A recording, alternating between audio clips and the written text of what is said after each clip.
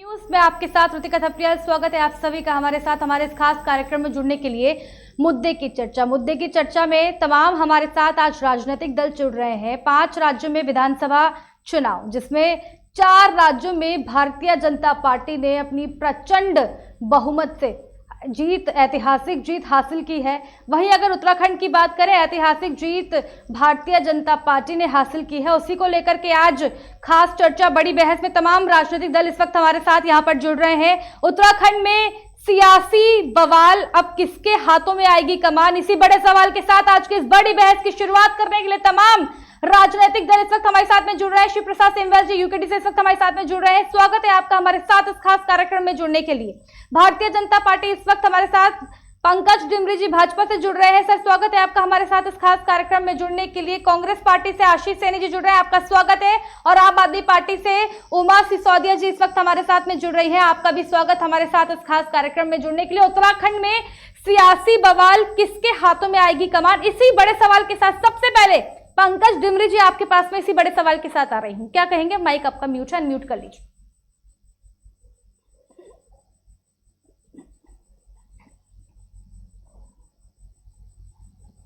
आवाज नहीं पहुंच पा रही है आप तक डिमरी जी। मेरा माइक खुला रंजी जी। भारतीय जनता पार्टी को इस प्रदेश की जनता ने एक प्रचंड बहुमत की सरकार का जनादेश एक बार फिर दिया है।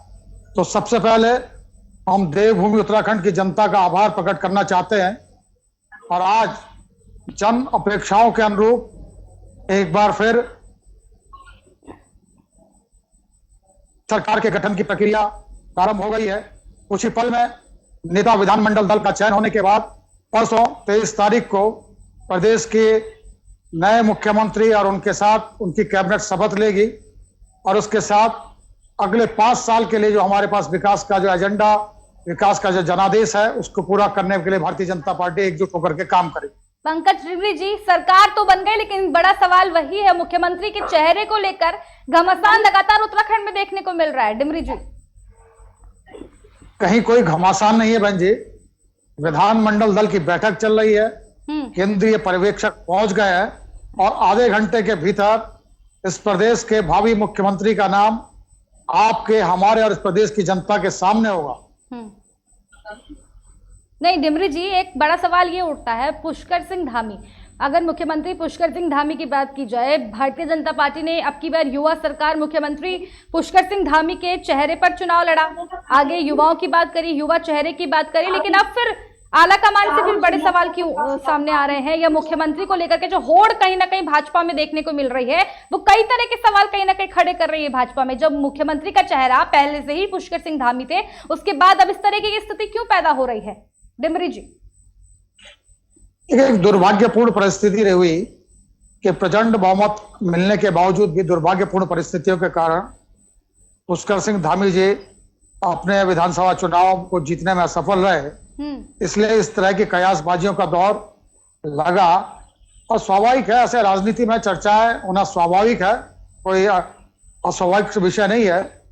और आज सारी उन शंकाओं आशंकाओं का समाधान होने वाला है। विधानमंडल दल की बैठक प्रारंभ हो गई है, इसलिए निश्चिंत रहिए, भारतीय जनता पार्टी एक सशक्त और मजबूत चेहरा मुख्यमंत्री के तौर पर इस प्रदेश को देने जा रही है और जैसी जनभावना उस भावना के अनुरूप ही निर्णय आने वाला है। ठीक है, मैं लौटूंगी आपके पास डिमरी जी, आगे बढ़ रही हूँ। शिव प्रसाद सेमवाल जी यूकेडी के पास इसी बड़े सवाल के साथ में आ रही हूँ। आखिर उत्तराखंड की कमान किसके हाथों में आएगी, बड़ा सवाल है। सेमवाल जी, उत्तराखंड की जो कमान है, वो जो सूत्र बता रहे हैं, वो ऐसा लगता है कि पुष्कर सिंह धामी जी के नाम का ऐलान हो सकता है, जो मुख्यमंत्री की दौड़ में और चेहरे के एक स्वाभाविक दावेदार भी थे। ऐसा हमारा एनालिसिस कहता है और कि उन्हीं के चेहरे पे चुनाव लड़ा गया, भाग्यवश वो हार गए, लेकिन सियासी समीकरण कुछ इसी तरीके के जो भी सुनाई दे रहे हैं। और मुझे लगता है कि बाकी तो ये हाईकमान का अपना, भाजपा के हाईकमान का अपना अंदरूनी मामला है, इसे तय करते हैं। लेकिन जो भी बने, हम लोग एक विपक्षी दल होने के नाते यही गुजारिश करते हैं कि इस बार पिछली बार की तरह न हो कि 5 साल में आपने 3 मुख्यमंत्री बदल दिए। आप अपने पूर्व के मुख्यमंत्रियों का क्रेडिट भी नहीं ले पाए। उन्होंने जो काम किए 4 साल बेमिसाल को आपने भुला दिया। उनके कई सारे डिसीजन आपने नकार दिए। तो नए मुख्यमंत्री आए, वो तीरथ सिंह जी के कार्यकाल की कोई उपलब्धि नहीं गिना पाए, और बचे जो लास्ट वाले मुख्यमंत्री वो अपने 3, 4, 5 महीने के कार्यकाल की बदौलत ही जो है वो विधानसभा में मतलब चुनाव में गए। वो तो शुक्र मानिए कि मोदी जी का चेहरा था, योगी जी का भी चेहरा है, पड़ोस में है। तो इसलिए बीजेपी फ्लाइंग कलर से जो है जनमत ले गई। लेकिन अगर ऐसा नहीं होता तो जो व्यक्तिगत जो कंट्रीब्यूशन है हमारे मुख्यमंत्रियों का, हमारे विधायकों का, हमारे मिनिस्टर्स का, तो बड़ा निराशाजनक रहा। खास करके 4 साल बेमिसाल वाले जो मुख्यमंत्री जीते, उनको टिकट ही नहीं मिला इस बार कि कहीं हार ही ना जाए। तो इस तरीके का वो ना करें। हालांकि अंदरूनी मामले, लेकिन फिर भी हमारी ताकीद और नसीहत यही है, इस बार जो भी आए 5 साल के लिए आए, ताकि विकास कार्य आगे बढ़े।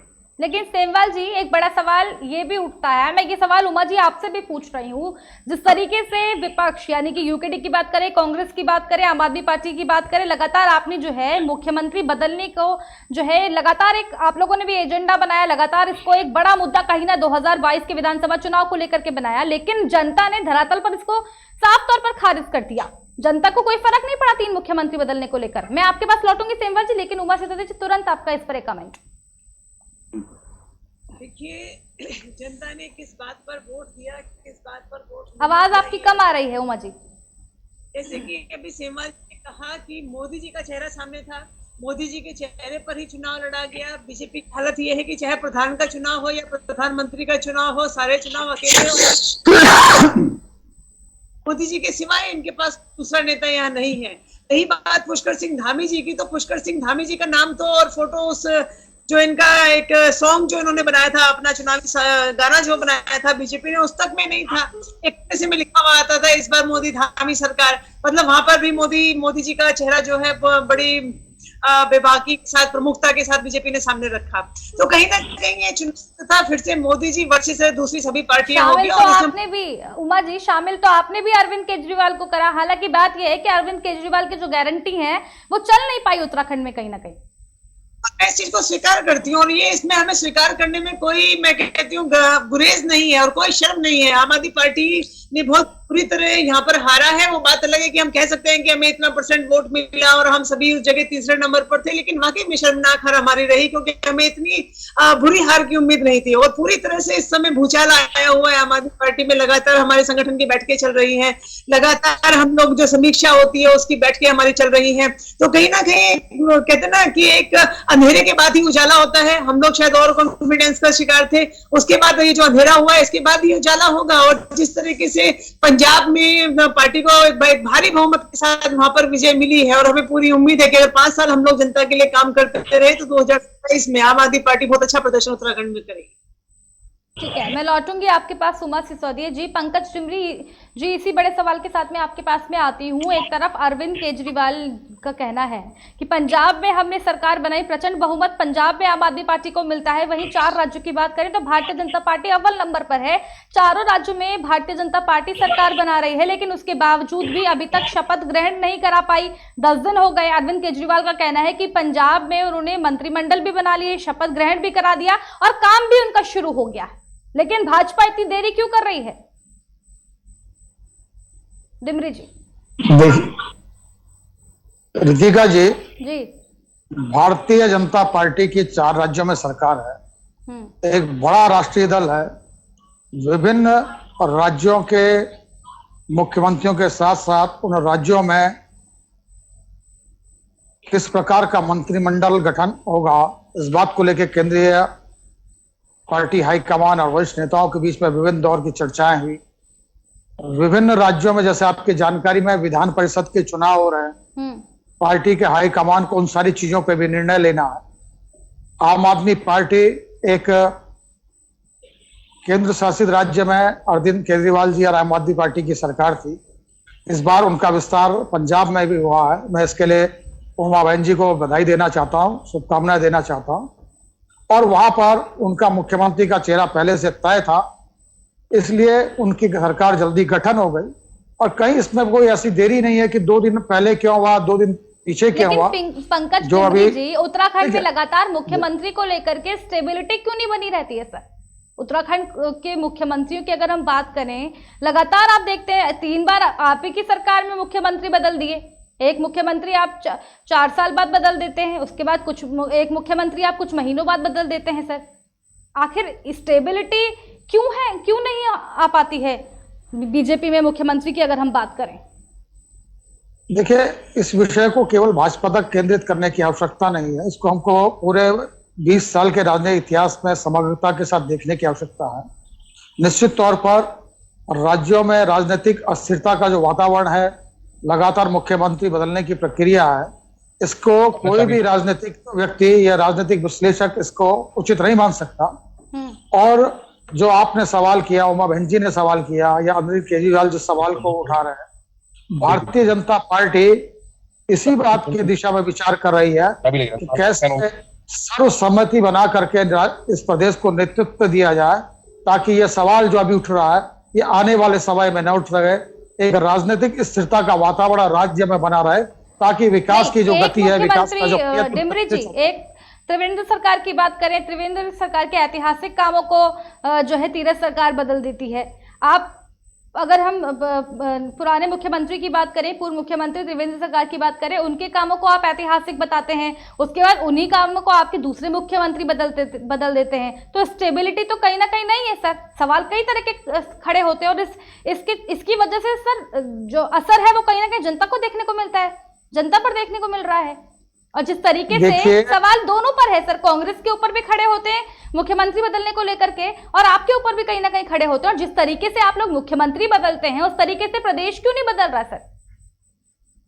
इसीलिए भारतीय जनता पार्टी इस बार मुख्यमंत्री के चयन की प्रक्रिया में पूरा समय सभी वरिष्ठ नेताओं के से चर्चा वार्ता कर उनको विश्वास में लेकर ऐसा निर्णय, ऐसा नेतृत्व देना चाह रही है जिसपे 5 साल में परिवर्तन हो। जिस बात को लेकर के चिंता उमा बहन जी ने, सेमाल जी ने या आप कर रहे हैं, उस बात की चिंता भारतीय जनता पार्टी के राष्ट्रीय नेतृत्व को भी है, और इसीलिए इस पर सोच विचार करके निर्णय लिया जा रहा है। और जहां तक निर्णय में परिवर्तन की बात है, तो लोकतंत्र में जनता की इच्छाओं का सम्मान किया जाता है, इसीलिए जनतंत्र है, ये लोकतंत्र है। सरकार कोई निर्णय जनता के हक में लेती है, परंतु किन्हीं परिस्थितिवश सरकार अपने निर्णय से होने वाले फायदों के बारे में जनता को कन्विंस न कर पाए, जनता उसके विरोध में आ जाए, तो जनता के हित को देखते हुए, जनता की सहमति, लॉ एंड ऑर्डर, तमाम सारी राजनीतिक परिस्थितियों को ध्यान में रखते हुए कई बार राजनीतिक निर्णय वापस लिए जाते हैं। ये ऐसा पहली बार नहीं हुआ, तमाम अवसरों पर ऐसा होता है, यही लोकतंत्र की खूबसूरती है। ठीक है, मैं लौटूंगी आपके पास पंकज डिमरी जी। शिव प्रसाद सेमवाल जी, आपके पास इसी बड़े सवाल के साथ में आ रही हूँ। भाजपा का मुख्यमंत्री बदलना जनता पर किसी तरह का कोई असर नहीं किया, प्रचंड बहुमत इस बार भी भाजपा लेकर के आई है। जिस मुद्दे को आप लोग लगातार, जिस चीज को आप मुद्दा बना रहे थे, मुख्यमंत्री बदलने को लेकर लगातार जो है, चाहे वो यूकेडी हो, कांग्रेस हो या आम आदमी पार्टी हो, तीनों ही इस मुद्दे को जोरों से जो है भुना रही थी, लेकिन ये फेल हो गए सर आप लोग। धरातल पर कुछ और है, क्या कहेंगे सेमवाल जी? अनम्यूट करिए, म्यूट है आपका माइक।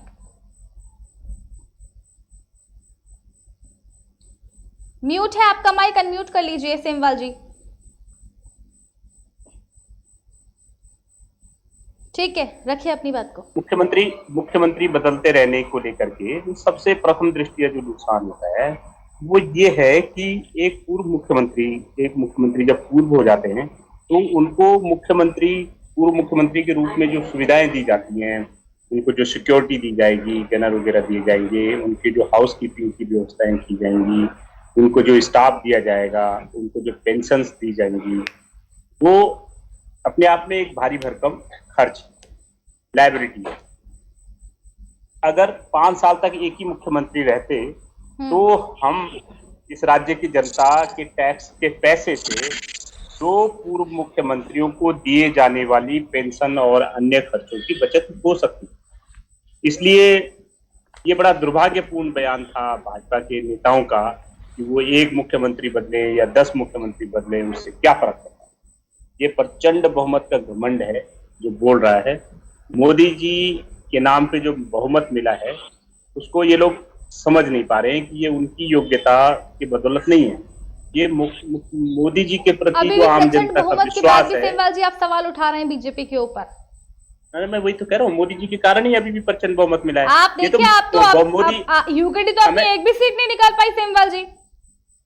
वो हमारे पास कोई मोदी जैसा चेहरा नहीं है, देश में हमारी सरकार नहीं है। तो क्या यूकेडी कमजोर है, कमजोर है बीजेपी के सामने? हाँ, निश्चित तौर पे इसीलिए उत्तराखंड क्रांति दल कमजोर है। और इसमें स्वीकारने में तो आप भी जानते हैं और हम भी जानते हैं कि हमारे जो मुद्दे हैं वो मुद्दे नहीं है।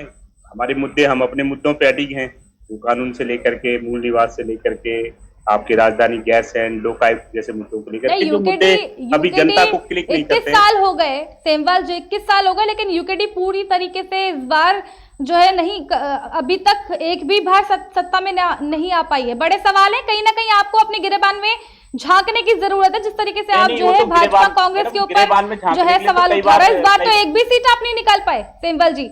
हाँ, मेरी बात तो सुनो, गिरेबान में झांकने के लिए तो कई बार जो भाजपा के पैसों का रोना कब तक रोएंगे सेमवाल जी? पैसों का रोना कब तक रोएगी यूकेडी? नहीं, आप सही कह रही है। मैं जो आपको बता रहा हूँ उन पे जरा ध्यान दीजिएगा जी। बंशीधर भगत जी ने प्रदेश अध्यक्ष के रूप में कहा था कि गिरेबान में झांकिए, भाजपा के विधायक कि गिरेबान में झांकिए, तुम्हारी जो हैसियत है वो खुद के बल पे विधायक बनने की नहीं है। बंशीधर भगत जी ने भी बोला था कि इस बार मोदी जी का चेहरा काम नहीं आएगा। खुद अमित शाह जी ने कई मौकों पर यह बात बोली है कि तुम अपने दम पे कुछ नहीं हो, इसलिए ज्यादा उछलो मत। तो ये आप भी जानते हो, खुद आप अगर मेरे को बोले हमारी खुद की विधानसभा में हमने जो संघर्ष किए हैं जनता के लिए, और भाजपा और कांग्रेस के जो प्रत्याशी थे उन्होंने जो संघर्ष किए उससे आप मिलान कर लीजिए। आप खुद बता दीजिए कि वो आपको कैसे लगता है कि जो भाजपा और कांग्रेस के जो प्रत्याशी रहे हैं वो जनता के बीच किन किन मुद्दों पे थे और डोईवाला में कब कब सक्रिय थे या राज्य में कब कब सक्रिय थे। आप कंपेयर कर लीजिए। जो भाजपा के प्रत्याशी 65,000 वोटों से जीते हैं, तो अब पोस्ट क्या मुझे क्या फायदा सेमवाल जी? अब पोस्ट से क्या फायदा? प्रचंड बहुमत लेकर आइए इस बार। नहीं, ये हिट एंड रन मत कीजिए ना, हिट एंड रन मत कीजिए। आप इस मुद्दे पे ही अडिग रहिए कि जो 65,000 वोटों से जीते हैं और मुझे जितने वोट मिले हैं, आप इन दोनों प्रत्याशियों में कंपेयर कर लीजिए किसके दम पे जीते हैं। मोदी जी के दम पे जीते हैं या अपने दम पे जीते हैं? आप मुझे बताओ। चलो आपसे सवाल है, आप बताइए। कोर्स नहीं रहा हूं मैं, तो एनालिसिस करने के लिए बोल रहा हूँ। कोर्स ना तो बिल्कुल भी नहीं है। अगर कोर्स नहीं होता तो हम यूकेडी से थोड़ी चुनाव मैदान में आते। आप मुझे बताइए, हम योग्यता में कहां कम है, या ऐसा कौन सा संघर्ष का बिंदु था जहां हम ना रहे हों, कि जहां ये उम्र सिसोदिया जी कभी रही होगी सेमवाल जी। नहीं, आप तो जर्नलिस्ट है ना। अरे मैडम, आप तो जर्नलिस्ट हैं, आप बताइए ना। अब हमें नहीं पता होगा, आप बताइए। चलो नहीं, मैं सवाल पूछूंगी। मैं सवाल पूछने के लिए यहाँ पर, आप मुझसे क्यों सवाल पूछ रहे हैं? नहीं मैडम, मैं सवाल नहीं पूछ रहा हूँ, ये जवाब ही है एक तरीके से। नहीं, कुछ तो कमी रही होगी ना सेमवाल जी की। एक भी सीट आपकी नहीं आई। पिछली बार 3 से 4 सीट आपकी आई, इस बार तो एक भी सीट आपकी नहीं आई। नहीं, आप इस बात से बच रहे हो। आप मुझे बताओ कि वो प्रत्याशी कहाँ रहे, कहाँ थे वो प्रत्याशी? थे मैदान में। वो चुनाव के नामांकन के ऐन दिन जनता के बीच में आए। उससे पहले जनता ने उनकी कभी शकल नहीं देखी। डोईवाला की जनता ने उनका नाम नहीं जानती। लेकिन कुछ तो कमी रही होगी सर, कुछ तो कमी रही होगी। अपनी कमियों को भी तो एक्सेप्ट करें। एक भी सीट आपकी नहीं आई, हैरान करने वाली तस्वीर है मेरे से कंपेयर कर लो। चलो यूकेडी की पूरी बात छोड़ दो, आप मेरे से कंपेयर कर लो। मैं अपनी बात, अपने एक सीट, एक केस स्टडी पकड़नी पड़ेगी ना। ऐसी हवा में तलवार नहीं बांध सकते ना हम किसी की मतलब व्यक्तिगत एक केस स्टडी के रूप में पकड़ ले। और मेरा ही उदाहरण ले लो कि मैं जनता के किस मुद्दे पे शामिल नहीं रहा और कब नहीं रहा। एक दिन घर में नहीं बैठा, और एक और प्रत्याशी जो एक दिन क्षेत्र में नहीं आए चुनाव से पहले, किसके दम पे कौन जीता बताइए? ठीक है, मैं लौटूंगी आपके पास सेमवाल जी मैं लौटूंगी आपके पास। Thank you. मैं आपके पास लौटूंगी। उमा जी रखिए अपनी बात को, क्या कहना चाहते हैं? मैं लौटूंगी आपके पास, यूकेडी के पास। उमा जी रखिए अपनी बात को, क्या कुछ कहना चाहते हैं आप? मैं सेमवाल जी की बात का पूरी तरह से समर्थन करती हूँ। वो लोग जो लगातार 5 सालों तक सड़कों पर उतरे रहे, जनता के हर एक मुद्दे पर साथ खड़े रहे, जनता की आवाज बनकर खड़े रहे, और 18-20 मुकदमे अपने ऊपर लगा लिए, उसके बावजूद भी वो लोग चुनकर नहीं आ सके, तो कहीं ना कहीं दुर्भाग्य उत्तराखंड का है। और कहीं ना कहीं क्वेश्चन मार्क जनता के ऊपर भी आ जाता है कि जनता उन लोगों को जो उनके साथ हर संघर्ष में, हर अच्छे बुरे में खड़े रहे, आपने उनको नहीं चुना। लेकिन आपने मोदी जी का चेहरा देखकर एक ऐसे व्यक्ति को भी वोट डाल दिया जो कभी क्षेत्र में निकला ही नहीं, जिसको जनता पहचानती नहीं कि है कौन। तो ये कहीं ना कहीं मैं समझती हूँ कि हमारे देश का, हमारे लोकतंत्र का दुर्भाग्य है कि जनता संघर्षशील लोगों को चुनने की बजाय मोदी जी के ऑरा में और मीडिया में उनका जो एक बड़ा कद बना दिया गया है, एक जो उनकी जो शिखर पुरुष की जो उनकी छवि है, उसके ऑरा से वशीभूत होकर जनता ने उनको वोट दिया, मोदी जी को वोट दिया। आप लोगों के इंटरव्यू देखिए, महिलाओं के इंटरव्यू देखिए जी, हम तो मोदी जी को वोट देने जा रहे हैं। उनको ये नहीं पता कि उनके क्षेत्र से विधायक का टिकट बीजेपी ने किसको दिया है, नहीं मालूम, बस मोदी जी को वोट देते हैं। तो ये कहीं ना कहीं इस बार चुनाव में भी देखने को मिला कि हम लोगों ने एक नायक, एक प्रतिमान गढ़ दिया है, मोदी जी के रूप में एक नायक जनता के सामने रख दिया है, और जनता जो है वो उस नायक को चुनती है, उनको कोई लेकिन काम जब होगा तो वो शिव प्रसाद सेमवाल जी के पास आएंगे और तमाम दूसरे नेताओं के पास आएंगे, जिनकी जो बिल्कुल मतलब जनता ने जिनको नकार दिया। लेकिन जब काम होगा वो शिव प्रसाद सेमवाल जी के घर के दरवाजे के बाहर कि आप हमारा ये काम करा दीजिए, क्योंकि उस विधायक को तो जानते जी, जो व्यक्ति उनके बीच में लगातार खड़ा है वो तो उसी को जानते हैं। काम यहाँ कराने आएंगे, जब वोट की बात आएगी तो फिर मोदी जी के नाम पर वोट दे दिया जाएगा। तो कहीं ना कहीं हिंदुस्तान का बहुत बड़ा दुर्भाग्य है। हमने इससे पहले इंदिरा गांधी जी का यही एक युग देखा था कि जो भी था, Indira is India, India is Indira, और आज मोदी में भी हम यही देख रहे हैं। तो चीजें बदलती है, आज मोदी जी का टाइम है, उनका सिक्का चल रहा है, तो मैं समझती हूँ इसके बाद किसी और नेता का आएगा। लेकिन ये जो कुछ भी हो रहा है इस समय हिंदुस्तान में, हमारे लोकतंत्र के लिए अच्छी बात नहीं है। ठीक है, मैं लौटूंगी आपके पास। डिमरी जी, जनता के ऊपर भी जो है आम आदमी पार्टी और यूकेडी कहीं ना कहीं सवाल खड़ा कर रही है। प्रचंड बहुमत की सरकार बीजेपी की, लेकिन सवाल कहीं ना कहीं लोकतंत्र के ऊपर भी कहीं ना कहीं खड़ा हो रहा है। क्या कुछ कहेंगे पंकज डिमरी जी? फिर आशीष सैनी जी कांग्रेस पार्टी से हमारे साथ में जुड़ गए, फिर आपके पास में लौट रही हूँ। कृतिका जी, सेमवाल जी और आम आदमी पार्टी, ये दोनों राजनीतिक दल इन चुनावों में असफल हुए हैं और इसलिए उनका सवाल उठाना वाजिब है। परंतु ये सवाल, आपका ये कहना कि लोकतंत्र पर सवाल है, मैं इस बात से सहमत हूं। चुनाव जीतने के लिए संगठन की आवश्यकता पड़ती है। भारतीय जनता पार्टी हजारों करोड़ों कार्यकर्ताओं का दल है। शिवप्रकाश जी भाई साहब ने जैसा कहा कि इस प्रत्याशी की कहां पहुंच थी, भारतीय जनता पार्टी के कार्यकर्ता की प्रत्येक वार्ड में, प्रत्येक बूथ तक हमारे पार्टियों के कार्यकर्ता लगातार संगठनात्मक गतिविधियों में लगे रहते हैं, सरकार की उपलब्धियों को पहुंचाने में रहते हैं। इसलिए पार्टी जिस किसी भी कार्यकर्ता को अवसर देती है, सारे कार्यकर्ता उसको एकजुट होकर के चुनाव लड़ाते हैं। इसलिए उस जनता पार्टी को पक्ष में सज्जन मत आता है। जहां तक विषय रहा नरेंद्र मोदी जी का, तो निश्चित तौर पर किसी भी दल के लिए नेता, नीति और नियत, इन तीन चीजों की आवश्यकता होती है।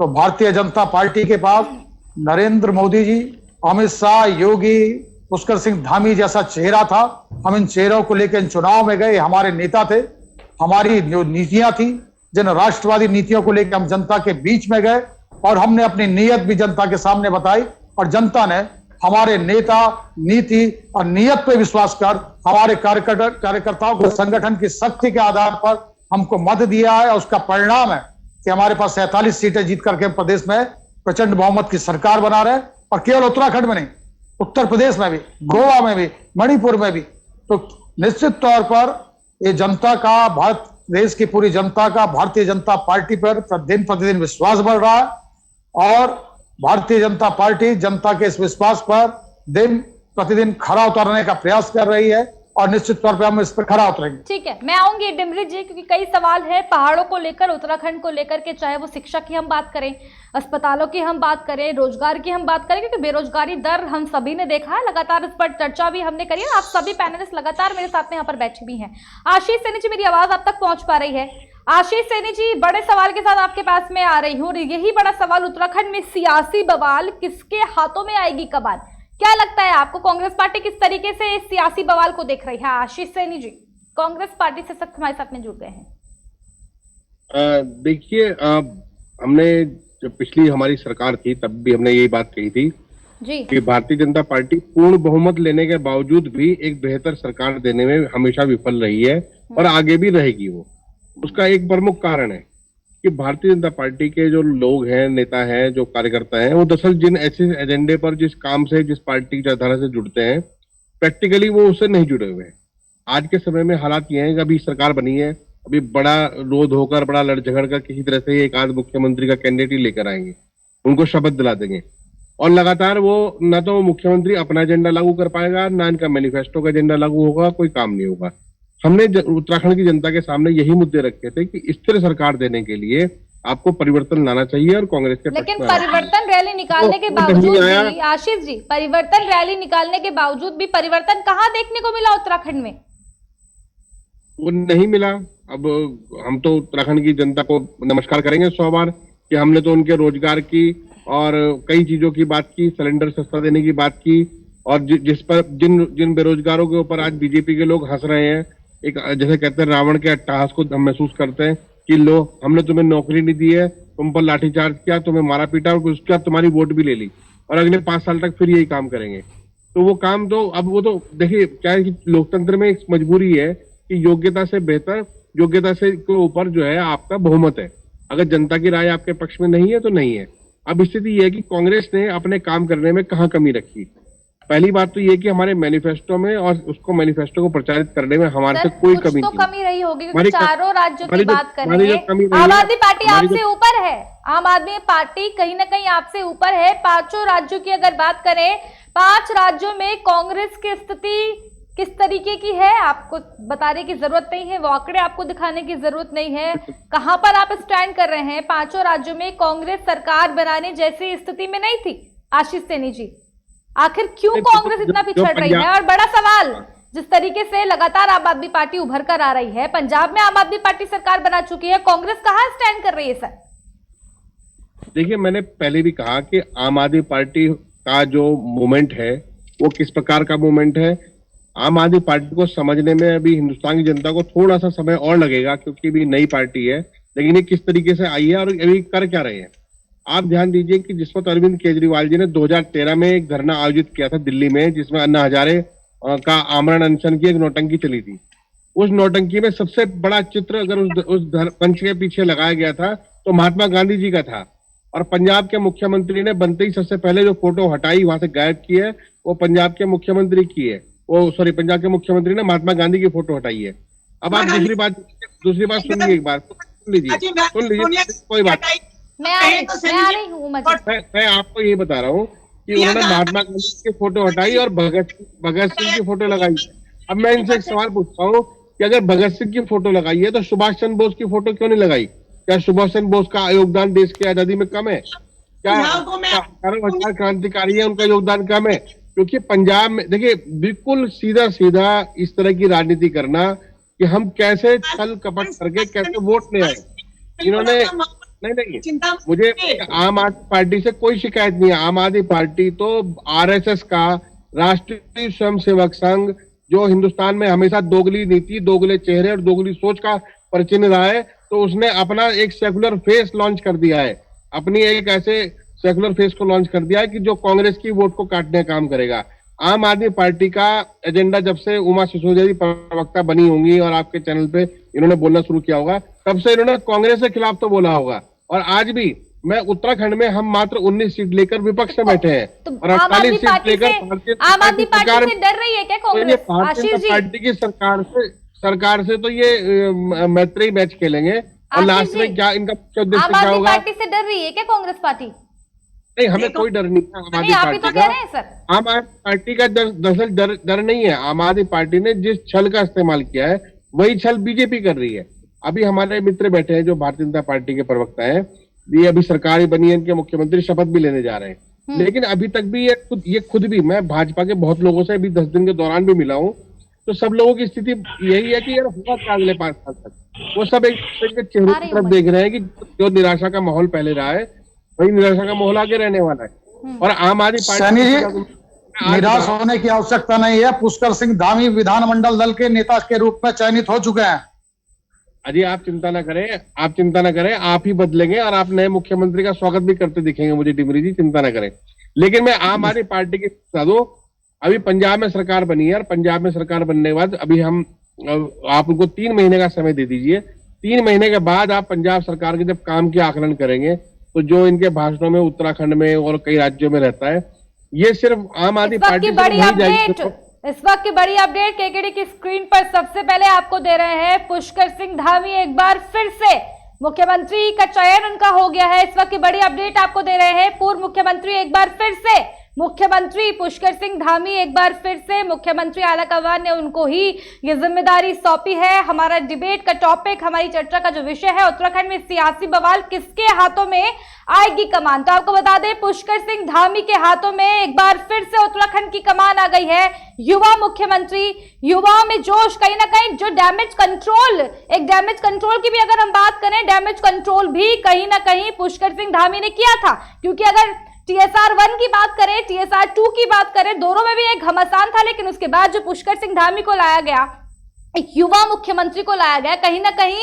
एक अलग ही डैमेज कंट्रोल करने की कोशिश की गई है। और कहीं ना कहीं प्रचंड बहुमत के साथ एक बार फिर से जो भाजपा की सरकार आई है, एक ऐतिहासिक जीत भाजपा ने यहाँ पर हासिल की है। इस वक्त की बड़ी अपडेट आपको दे दे, पुष्कर सिंह धामी एक बार फिर जो है मुख्यमंत्री जो है उत्तराखंड के बन चुके हैं। इस वक्त की बड़ी अपडेट केकेडी न्यूज की स्क्रीन पर आपको दे रहे हैं। उमा जी अपनी बात को रखिए, फिर मैं आगे बढ़ रही हूँ। नहीं, मेरा एक सेंटेंस छूट गया था और आपकी अपडेट आ गई थी। तो मैं जब पुष्कर सिंह धामी का आपने अभी बताया और डिमरी जी ने बताया कि इनका चयन हो गया है, तो निश्चित रूप से ये एक ऐतिहासिक अपडेट है। हिंदुस्तान के इतिहास में कभी ऐसा नहीं हुआ कि हारने वाले आदमी को जीतने वाले 48 आदमियों का नेता बनाया गया हो, जो भी ताजा चुनाव मुख्यमंत्री पद रहते हुए हारे हो। मतलब ऐसा हिंदुस्तान के इतिहास में पहली बार हुआ है। तो इसके लिए मैं डिप्टी जी को और उत्तराखंड की महान जनता को बहुत बहुत बधाई दूंगा। सैनी साहब, जानकारी का अभाव, आपको थोड़ा अध्ययन करके आइएगा। चुनाव हारे आपको बहुत सारी नहीं बैठे हैं। उमा जी अपनी बात, पंकज डिमरी जी अपनी बात को रखिए। बंगाल में ऐसा हुआ, दीदी वहाँ चुनाव हार गई थी ममता बनर्जी जी, और उसके बाद वो बनी है 6 महीने के अंदर वो चुनकर आई, और इससे पहले भी कई बार ऐसा हुआ है। तो लेकिन सबसे पहले आज उत्तराखंड की जनता जी, आप मैं बधाई देना चाहूंगी कि पुष्कर सिंह धामी जी को आपने दोबारा चयनित किया, जिनके चेहरे पे आपने चुनाव लड़ा। मैं अपने जो कांग्रेस के मेरे भाई हैं, मैं उनको सिंपल एक सलाह देना चाहती हूँ कि दूसरों के ऊपर कांग्रेस को छोड़ दीजिए। कांग्रेस चुनाव हार चुकी है, सामने बीजेपी है, बीजेपी से मुकाबला कीजिए। आप हिम्मत लाइए मुकाबला करने की, आप हिम्मत लाइए, कोशिश कीजिए अंदर से कि बीजेपी के खिलाफ एक आध शब्द निकलेगा, जरूर प्रयास करेंगे, जरूर निकलेगा। ये जो चमनप्राश चाट कर आए ना आप, ये भारतीय जनता पार्टी का RSS कार्यालय से, ये जो आप RSS का सेकुलर फेस बन गए हैं, इस फेस से मुक्ति पाइए। और कहीं आपको आवश्यकता होगी तो हम जैसे लोग आपके साथ खून पसीने के साथ खड़े होंगे। अपने जो गांधी उससे आप बाहर निकलिए, तब कहीं सब गांधी लोग, गांधी विरोधी लोग हिंदुस्तान की एकता और अखंडता के लिए खतरा है। पंजाब से केजरीवाल जी आतंकवादी से गले मिल के सरकार लाए हैं। मैं तो उमा जी से ये निवेदन कर रहा हूँ कि अब हम हार चुके हैं, 5 राज्यों में हारे हैं एक साथ, बहुत बुरी तरह से हारे हैं, बहुत दुर्गति हमारी कांग्रेस की हुई है और बहुत अधिक सम्मान करने को है। लेकिन आप हिम्मत लाइए ना भाजपा के खिलाफ बोलने की। आपकी हिम्मत क्यों जवाब दे रही है? आपने बैनर पे पोस्टर लगाया था महात्मा गांधी जी का, आज फोटो हटाकर आपने मोदी जी को और RSS के लोग कुछ किया है।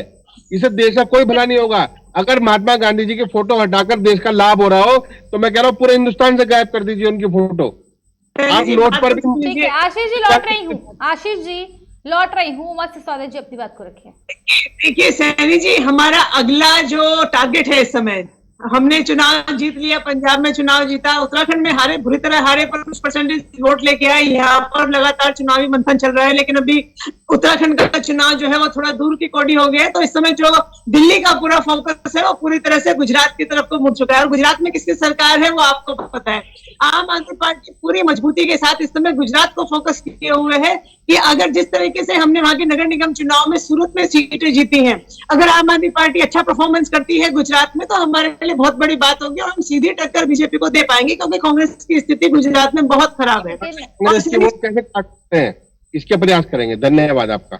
उमा जी नहीं, बिल्कुल पूरा इस समय गुजरात पे है। लेकिन सैनी जी, एक छोटी सी सलाह मैं आपको भी दूं, कांग्रेस के दुश्मन नहीं है हम। लोकतंत्र में ज्यादा से ज्यादा जो पार्टियां हैं वो होनी चाहिए, लेकिन आप लोग नेहरू गांधी परिवार से जब तक बाहर नहीं निकलेंगे तब तक कांग्रेस की जो दुर्गति है लगातार जारी रहेगी। बहुत अच्छा होगा कि आप नई लीडरशिप लेकर आए प्रदेश में भी और देश में, दिल्ली में भी। आपके चैनल के माध्यम से रितिका जी, मैं आपको बता दूं कि इस वक्त कांग्रेस पार्टी के अध्यक्ष के चुनाव की प्रक्रिया चल रही है और मैं जैसे ब्रेकिंग न्यूज की तरह से मैं स्पष्ट रूप से बोल रहा हूँ, 28 जून 2019 को राहुल गांधी जी ने व्यक्तिगत रूप से मुझे भी ये कह दिया था, मेरे जैसे कार्यकर्ता ने एक सवाल पूछ लिया था, उन्होंने कहा था कि मैं कांग्रेस का अध्यक्ष नहीं बनूंगा और कांग्रेस का अध्यक्ष गांधी फैमिली से नहीं होना चाहिए, ताकि ये सवाल भी खत्म हो हिंदुस्तान की राजनीति से। और इस बार मैं आपको बता रहा हूं 30 सितंबर 2022 तक कांग्रेस का नया अध्यक्ष देश के सामने होगा। चुनाव आयोग की समय सीमा निर्धारित है और वो जो अध्यक्ष बनेगा वो गांधी फैमिली से नहीं होगा, नहीं होगा, नहीं होगा, ये मैं आपको बता रहा हूं। अब इससे ज्यादा क्या सुनना चाहते हैं आप? लेकिन आप ये बताइए ना कि आप नागपुर से संचालित हो रहे हैं और आप महात्मा गांधी की फोटो हटाने पे ध्यान दे रहे हैं। आपने पंजाब में अभी तक नशा कैसे खत्म हो उस पर ध्यान नहीं दिया, महात्मा गांधी की फोटो पे ध्यान दे दिया। यानी आप आरएसएस के एजेंडे पे चल रहे हैं।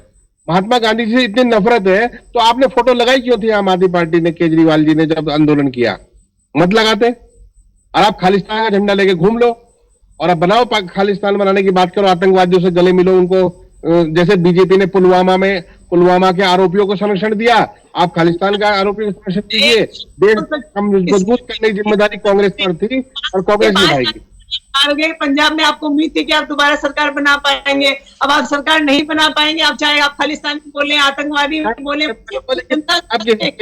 आप बेटर है कि हमें टारगेट करने की बजाय आप अपने संगठन पर काम करें, अपनी गलतियों को देखें। उमा जी लौट रही हूँ, उमा जी बड़े सवाल के साथ में आऊंगी, उमा जी बड़े सवाल के साथ में आऊंगे। आशीष जी, जिस तरीके से भाजपा हो या यूकेडी हो या आम आदमी पार्टी हो, लगातार आप तीनों ही पार्टियों पर गंभीर आरोप लगा रहे हैं, लेकिन अगर हम बात करें, पिछले चुनाव की बात करें, हरीश रावत जी 2 सीटों से हार जाते हैं, इस बार भी वो हार गए।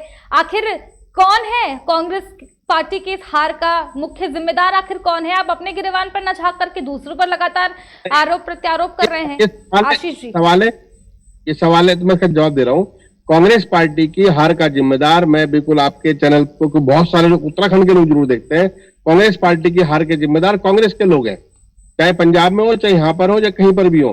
कांग्रेस के जो बड़े नेता हैं उनकी गलतियों के कारण से कांग्रेस हारी है और कांग्रेस को बचने का काम करना है, दोबारा सत्ता में आने का काम करना है, नए लोगों को सत्ता में आना पड़ेगा, संगठन में आना पड़ेगा, निश्चित रूप से आना पड़ेगा। ये बात संगठन के अंदर भी उठ रही है, ये बात CWC में भी उठी है और ये बात यहाँ भी उठी।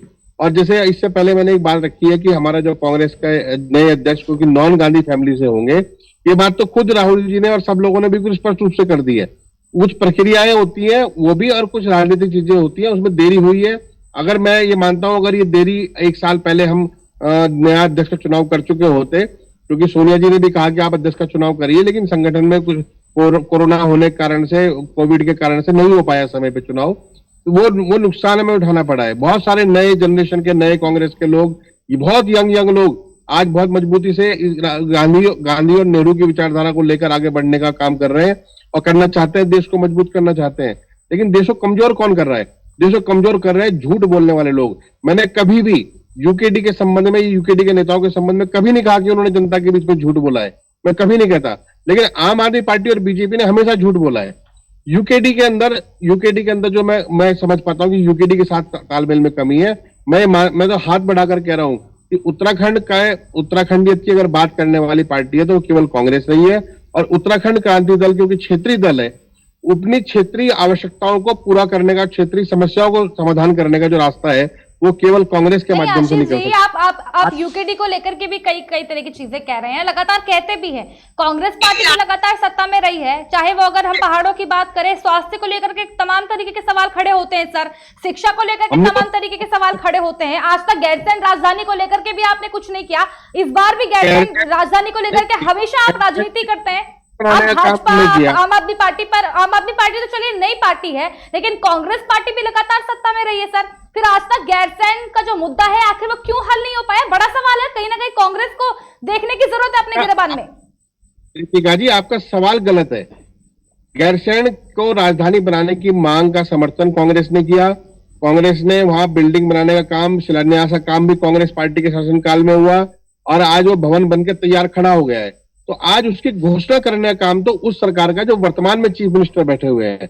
यदि आप हमारे 19 विधायकों, आशीष जी 21 साल का उत्तराखंड हो गया है, 22वां साल उत्तराखंड को लगने वाला है, आज भी हम जस के तस कहीं ना कहीं खड़े हैं। देखिए बिल्डिंग बनाने का काम तो हमने महिलाएं जो है पहाड़ों में दम तोड़ रही हैं। अस्पताल है तो अस्पताल में डॉक्टर नहीं है, डॉक्टर है तो अस्पताल नहीं है, अस्पताल है तो चीजें नहीं है, वहां पर इक्विपमेंट्स नहीं है, मशीन्स नहीं है, जनता कहां जाएगी?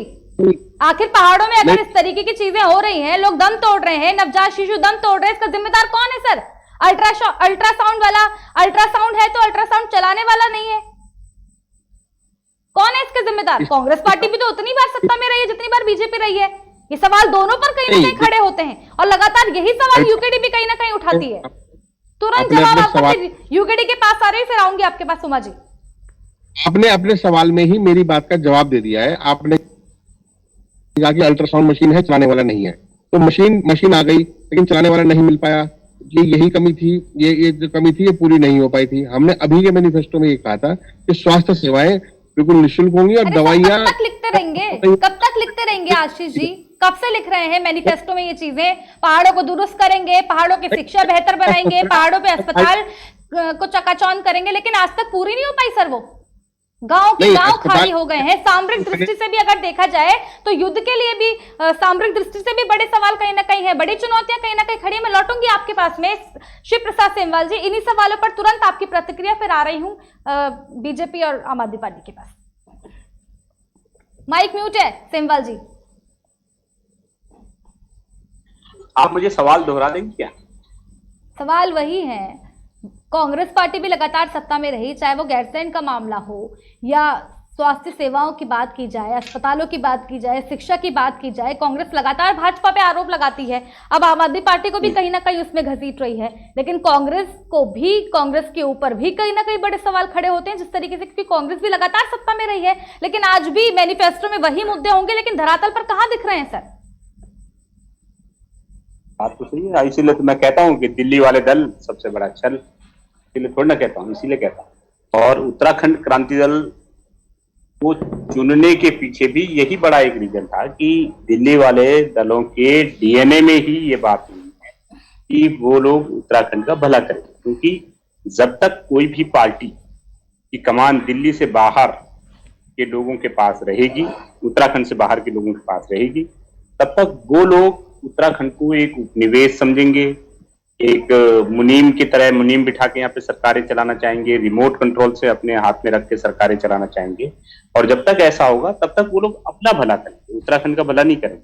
जब तक उत्तराखंड के मुख्यमंत्री और विधायक और राज्य मंत्री दायित्वधारी दिल्ली के बड़े नेताओं के रहमो करम पर रहेंगे, उन्हीं की कृपा पर बनते रहेंगे, तब तक वो बड़े नेता लोग जो केंद्रीय नेता हैं, किसी भी पार्टी को, भाजपा हो, कांग्रेस हो, कोई भी हो, तब तक वो लोग अपने हित के लिए ही चीजों को इस्तेमाल करते रहेंगे। वही उनका एक तरीके से इन्वेस्टमेंट होता है। उन्हीं के कहने पे बनाए जाएंगे तो उनके कहने पे हटाए जाएंगे, जब तक चाहेंगे तब तक बने रहेंगे, जब तक नहीं चाहेंगे तब तक नहीं बने रहेंगे। यही कारण है कि 10 साल भाजपा को मिले, 10 साल कांग्रेस को मिले, लेकिन उत्तराखंड की जो बेरोजगारी से लेकर के जो तमाम समस्याएं हैं, महंगाई हो, भ्रष्टाचार, ये सारी चीजें बढ़ती रही। इसका कोई सॉल्यूशन निकला नहीं इन 20 सालों में।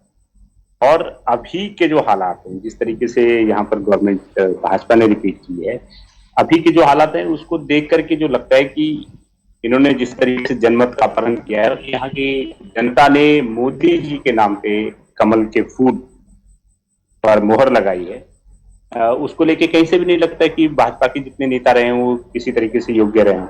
लेकिन सेंट्रलाइजेशन के चक्कर में जो केंद्रीय राष्ट्रवाद है उसको प्राथमिकता देते हुए यहाँ की जनता ने वोट दिया। तो यहाँ की जनता अपने जो दुख दर्द हैं, अपनी जो मूलभूत समस्याएं हैं, ऐसा नहीं कि वो सॉल्व हो गई, लेकिन उनको भूल करके किसी तरीके से अपने छाती में अपने सारे गम दबाने के बाद सिर्फ और सिर्फ प्रधानमंत्री नरेंद्र मोदी जी के चेहरे को देख करके उन्होंने वोट दिया है। और भाजपा एक तरीके से प्रधानमंत्री जी के चेहरे का इस्तेमाल यहाँ के नगर पालिका जैसे चुनाव में भी करने लगी है, प्रधानों के ग्राम पंचायतों के चुनाव में, नगर पंचायतों के चुनाव में करने लगी है। तो आप सोच सकते हैं इससे क्या होगा कि जो वास्तविक जो जनप्रतिनिधित्व है वो कहीं ना कहीं कमजोर हुआ। और आने वाले समय में जब तक जनता जो है मोदी जी के नाम पे वोट देती रहेगी, तब तक यहाँ के नेताओं को काम करने की जरूरत है ही नहीं। ठीक है, मैं लौटूंगी सेमवाल जी, क्योंकि वक्त इस डिबेट को खत्म करने का भी हमारा हो गया है। उत्तराखंड में सियासी बवाल किसके हाथों में आएगी कमान, लेकिन पुष्कर सिंह धामी के हाथों में एक बार फिर से उत्तराखंड प्रदेश की कमान आ गई है। इसी को लेकर के एक छोटा छोटा कमेंट आप सभी का, एक स्मॉल कमेंट, एक फाइनल कमेंट लेंगे, उसके बाद खत्म कर रहे हैं इस डिबेट को। सबसे पहले उमा जी आपके पास में इसी सवाल के साथ में आ रही हूँ, पुष्कर सिंह धामी के पास एक बार फिर से उत्तराखंड की कमान आ गई है, किस तरीके से आम आदमी पार्टी देख रही है?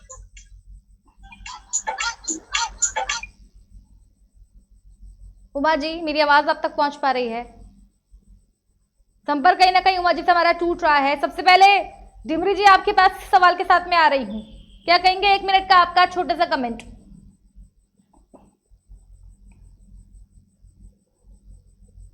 डिमरी जी मेरी आवाज अब तक पहुंच पा रही है?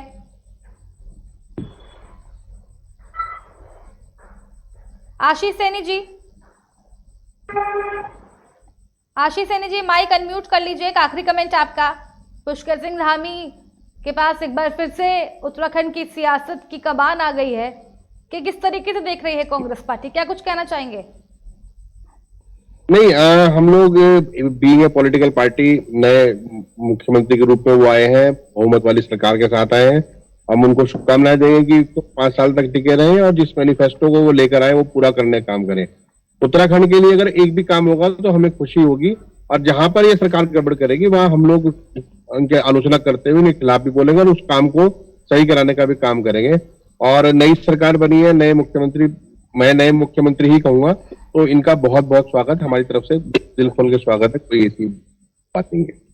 बहुत बहुत धन्यवाद आप सभी का हमारे साथ इस खास कार्यक्रम में जुड़ने के लिए। उत्तराखंड में सियासी बवाल किसके हाथों में आएगी कमान, पुष्कर सिंह धामी इस वक्त की बड़ी अपडेट आपको दे रहे हैं। पुष्कर सिंह धामी के हाथों में इस वक्त की कमान आ चुकी है, उत्तराखंड प्रदेश की कमान। इस वक्त पुष्कर सिंह धामी एक बार फिर से मुख्यमंत्री के रूप में चयन हुआ है। 47 सीटों के साथ में उत्तराखंड में एक बार प्रचंड बहुमत के साथ भारतीय जनता पार्टी ने एक बार फिर से युवा मुख्यमंत्री पुष्कर सिंह धामी एक बार फिर सत्ता में लौटे हैं। प्रचंड बहुमत के साथ एक ऐतिहासिक जीत भाजपा ने जो है अपने नाम की है। इसी के साथ बहुत बहुत धन्यवाद आप सभी का हमारे साथ इस खास कार्यक्रम में जुड़ने के लिए। पंकज जुमरी जी भारतीय जनता पार्टी से हमारे बीच में रहे, आपका बहुत धन्यवाद हमारे साथ इस खास कार्यक्रम में जुड़ने के लिए। उमा सिसोदिया जी आम आदमी पार्टी से हमारे बीच में रही, आपका बहुत धन्यवाद हमारे साथ इस खास कार्यक्रम में जुड़ने के लिए। कांग्रेस पार्टी से आशीष सैनी जी हमारे साथ में रहे, आपका बहुत धन्यवाद हमारे साथ इस खास कार्यक्रम में जुड़ने के लिए। शिव प्रसाद सिंवल जी यूकेडी से हमारे साथ में रहे, आपका बहुत धन्यवाद हमारे साथ इस खास कार्यक्रम में जुड़ने के लिए। खास कार्यक्रम में केवल इतना ही, बने रहिए केकेडी न्यूज के साथ, देखते रहिए केकेडी न्यूज।